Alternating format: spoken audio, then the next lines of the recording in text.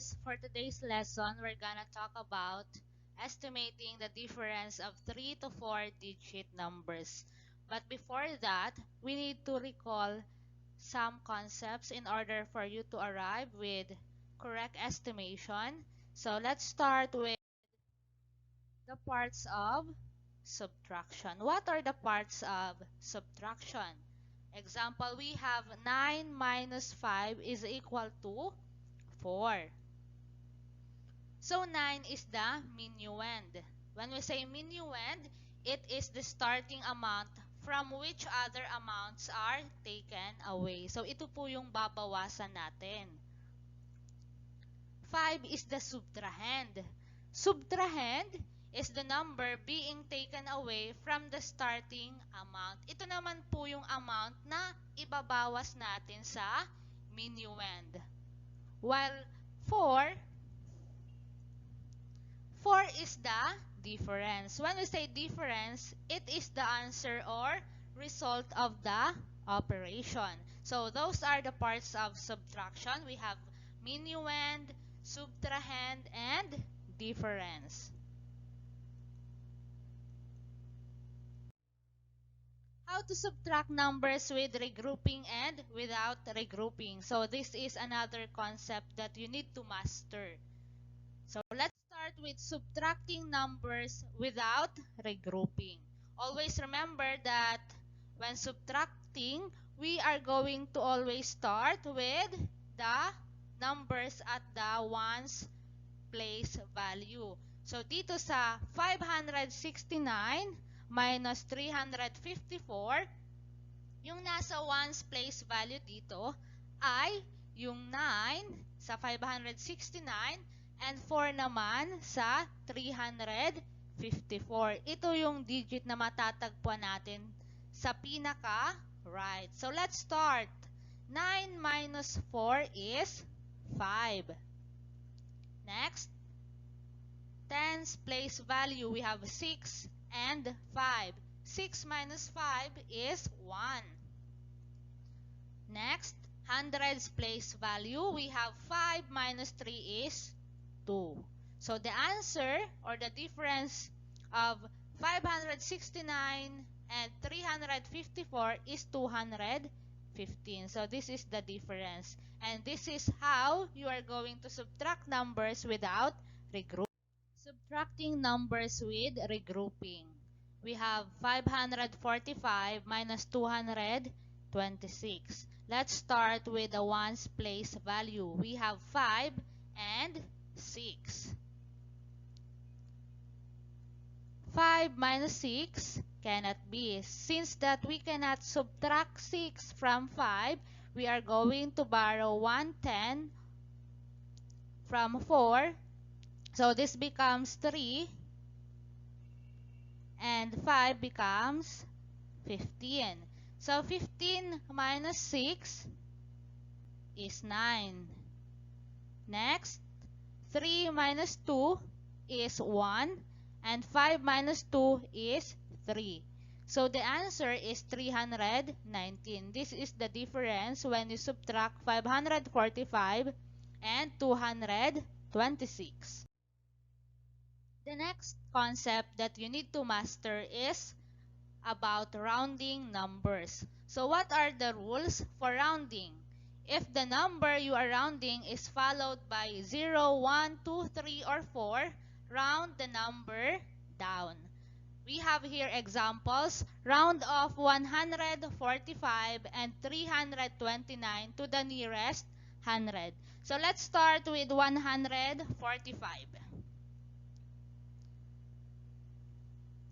The number in the hundreds place value in 145 is 1. So in order for you to identify if you are going to round down or round up, you are going to look at the number on the right side of the number being rounded. So ang katabi dito ng 1 na number na nasa right ay 4. So based dun sa rule natin, if the number you are rounding is followed by 0, 1, 2, 3, or 4, you are going to round down. So, ibig sabihin, ira-round down po natin yung 145. So, sa pag-round down, i-remain po natin yung number na nira-round natin and yung lahat ng numbers niya na nasa right ay gagawin nating 0. We are going to make it zeros. So, 145 rounded to the nearest 100 is 100. Let's go to the second example. We have 329. So, in this number, the digit in the hundreds place value is 3. So, ano yung number na nasa right niya? It's 2. So, ibig sabihin, mag-round down tayo. Again, i-remain natin yung 3. This is the number being rounded. And then, make all the numbers na nasa right niya, gawin itong 0. So, this becomes 300. Okay? So, that's the first rule.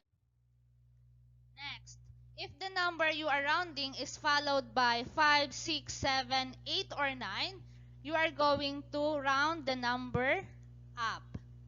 For example, we have round of 168 and 573 to the nearest 100. Let's start with 168. So, the number in the nearest 100 in 168 is 1. So, ano yung number na nasa right niya? So, it's 6. Ibig sabihin, we are going to round up. So, ang gagawin naman natin dito, we are going to add 1 dito sa number being rounded and gawin ng 0 yung nasa right. Okay? So, for example, 168. So, this becomes 2 kasi nag-add tayo ng isa dito sa 1 and gawin na yung number na nasa right na 0. So, 168 rounded to the nearest 100 is 200. Next, we have 573. So, the digit in the hundreds place value is 5. Look at the number na nasa right. It's 7. It means that we are going to round up. So, we need to add 1 to 5 since that we are going to round up. So, 5 plus 1 becomes 6 and make it zeros. All the numbers na nasa right. So, the answer is 600. So, those are the rules. Those are the concepts that you need to master in order for you to arrive with correct estimation. And I think now you are ready. So, let's start with estimating the difference of 3 to 4 digit numbers. Always remember that estimation is finding an answer that is close to the exact answer.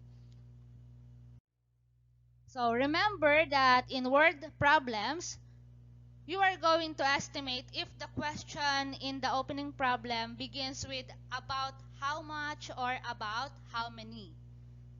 So, that's the clue that you are going to estimate. You are going to use estimation for your answer or for your solution.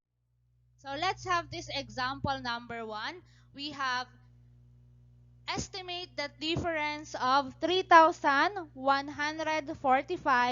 and 1,878. So, to estimate these numbers, I will going to round this number to the nearest 1,000 place. Apo. So, 3,145. Ano dito yung nasa 1,000 place value? It's 3. How about 1,878? It's 1.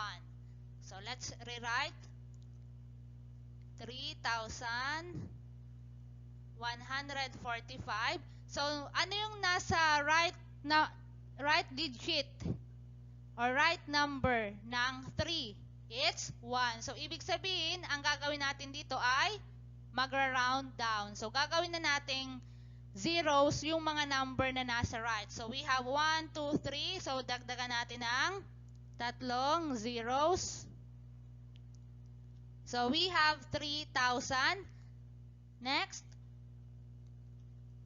1,878. What digit is in the right of 1?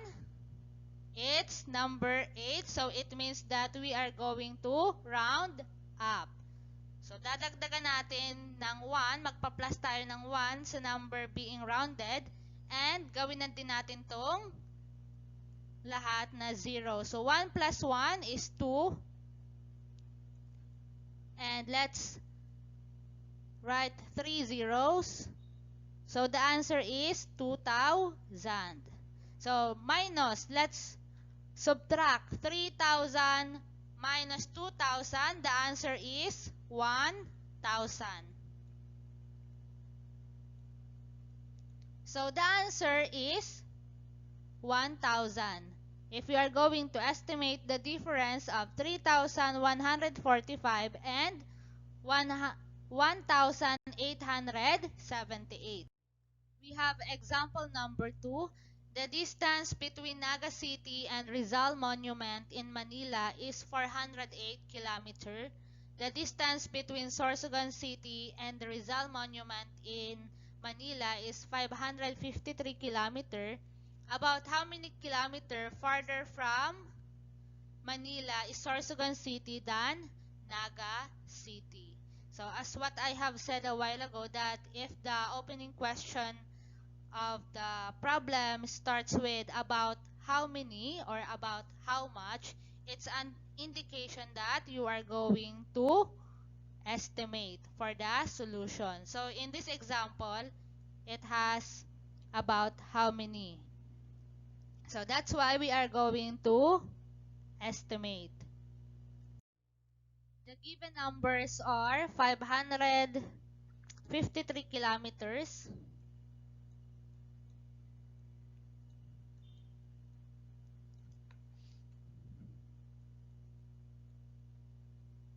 and the second given number is 408 kilometers.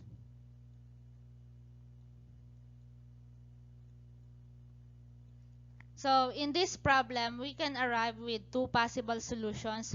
First, you are going to, or you can round these numbers to the nearest 100, and the second solution is round the numbers to the nearest tens place value. So let's do first rounding these numbers to the nearest 100.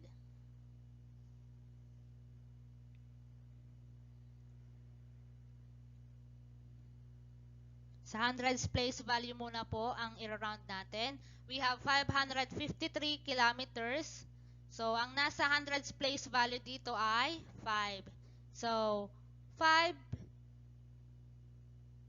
ang nasa hundreds place value, and yung digit na nasa right niya is 5. Ibig sabihin, mag-round up tayo. So, mag-a-add tayo ng 1 dito sa number being rounded. So, this becomes 6, and make all the numbers na nasa right zeros. Okay? We have 2 zeros. This is 600. Next, 408 kilometers rounded to the nearest 100. So, ang nasa hundreds place value ay 4. Ang nasa right ng 4 ay 0. So, ibig sabihin, we are going to round down. I-remain lang natin yung digit na nasa hundreds place value and gawin na tong zeros. 1, 2. Then, proceed to the operation. 0 minus 0 is 0. 0 minus 0 is again 0. 6 minus 4 is 2. So, 200 kilometer. So, ito ay nasa hundreds place value. Pinag-round natin. How about the second possible solution? So, we are going to round this 553 and 408 to the nearest tens place value. So, dito, ang nasa tens place value is 5, and 0. So again, we will look sa number na nasa right ng digit being rounded. So ano yung nasa right ng 5? It's 3. So it means that we are going to round down. So gagawin nating 0 lahat ng digits na nasa right ng number being rounded. So copy natin 5, 5. Since 3 round down, gagawin natin tong 0. So the answer is 550. Next, 408. So ano yung nasa right ng 0? Nasa right ng tens place value, it's 8. So pag 8, it means that you are going to round up. So we are going to add 1 to 0. So copy natin 4, 1, and make this 0. So the answer is 410. So let's subtract 550 minus 410. 0 minus 0 is 0. 5 minus 1 is 4. And 5 minus 4 is 1. So the second answer, the second possible answer is 140 kilometers. So let's see which estimation is closer to the exact answer. So let's solve for the exact answer. Delete natin yan.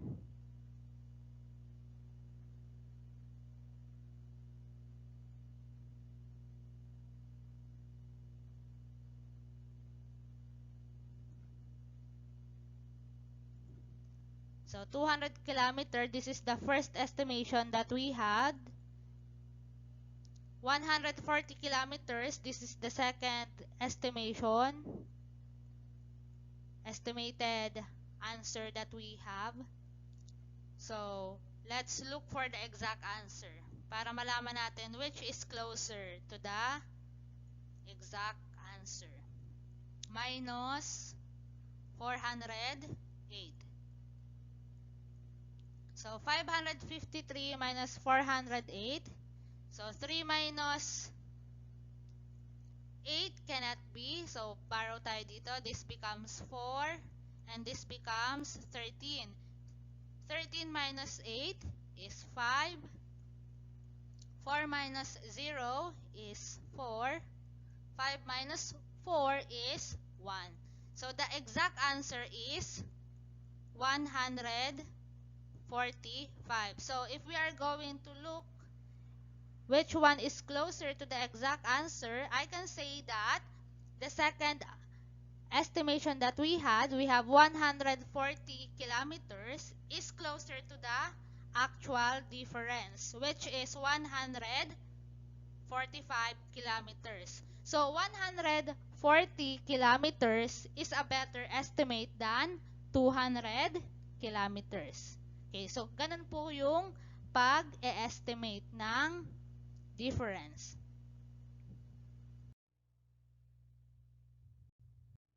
Okay, next, let's have practice exercises. Estimate the difference by rounding each number to the nearest 100. So, ang hinihingi po dito ay ira-round natin yung digit na nasa hundreds place value before we subtract. Okay, let's do it. 567, ano yung nasa nearest 100 na digit? It's 5. How about 321? We have 3. So, ano yung nasa right ng 5? It's 6. So, ibig sabihin, mag-round up tayo. So, mag-add tayo ng 1 dito sa 5. And then, this becomes 6. Gawin ng 0 yung mga remaining na nasa right side. Next, 321. Ang nasa right ng 3 ay 2. It means round down. So, remain natin yung 3 and make it zeros. All the remaining digits na nasa right. Then, proceed to the operation. 0 minus 0 is 0. Same. 0. 6 minus 3 is 3. So the answer is 300. So this is the estimated difference of 567 and 321. Okay. Next example, we have 623 minus 431. Again, we are going to round this number to the nearest hundred. So, 623, yung nasa hundreds place ay 6, while yung 431, ang nasa hundreds place ay 4. So, 623 becomes 600. 431 becomes 400. Then proceed to the operation. 0, 0, 6 minus 4 is 2. So the estimated difference of 623 and 431 is 200. Next, again to the nearest hundred. We have 536 minus 419. We are going to estimate the difference by rounding each number to the nearest hundred. So this is the hundreds place, 5 and 4.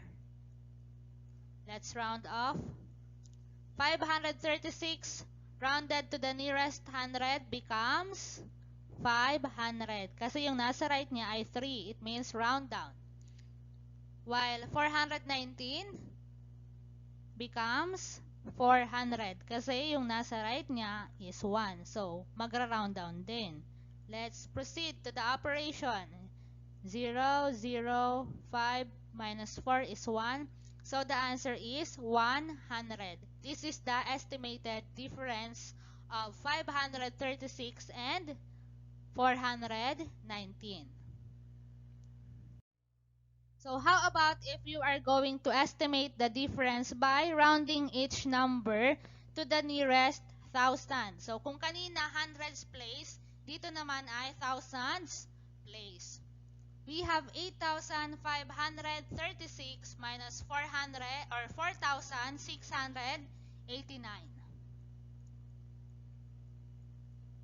So, yung nasa thousands place ay 8 and 4. Kasi nga, ones, tens, hundreds, and thousands. So, 8,536. Ano yung nasa right side na number ng 8? It's 5. Ibig sabihin, round up. So, mag-a-add tayo ng 1 dito at gawin ng 0 lahat yung nasa right na number. So, 8 plus 1 is 9, and then tatlong zeros. Next, 4,689. So, yung nasa right side ng 4 is 6. Ibig sabihin, round up din. So, we add 1. So, this becomes 5. And make all the digit in the right side zeros.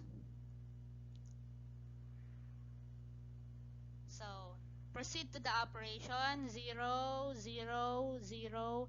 9 minus 5 is 4. So, the answer is 4,000. Okay, next. 2,176 minus 1,489. Round to the nearest thousand. So, this becomes 2,000. Next, 1,489 becomes 1,000. Kasi nga, parala sila round down. Ito ang nasa right niya ay 1. Ito naman 4. So, round down yan lahat. Proceed to the operation.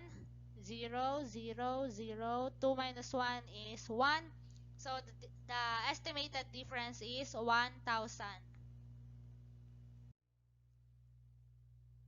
And for the last example, you are going to estimate the difference again to the nearest thousand. 7,876 minus 2,489. So, ang nasa thousands place value dito ay 7 and 2. So, tingnan yung nasa right. Ang nasa right ng 7 ay 8. So, ibig sabihin, round up. So, plus 1. So, this becomes 8. At gawin ng 0 lahat ng digit na nasa right. So, we have 8,000. Next, yung 2,489, ang nasa right ng 2 ay 4. Ibig sabihin, round down. So, copy 2. And then, make all the digits na nasa right side zeros. Oh, we have 2,000. Then, proceed to the operation. 0, 0, 0. 8 minus 2 is 6. So, the estimated difference of 7,876 is, rather, 7,876 and 2,489 is 6,000. So, that's how you will estimate the difference of the numbers. So, always remember that you are going to use rounding when estimating differences. And to estimate the difference of two or more numbers, round the numbers first to the desired place value before subtracting. Katulad po ng ginawa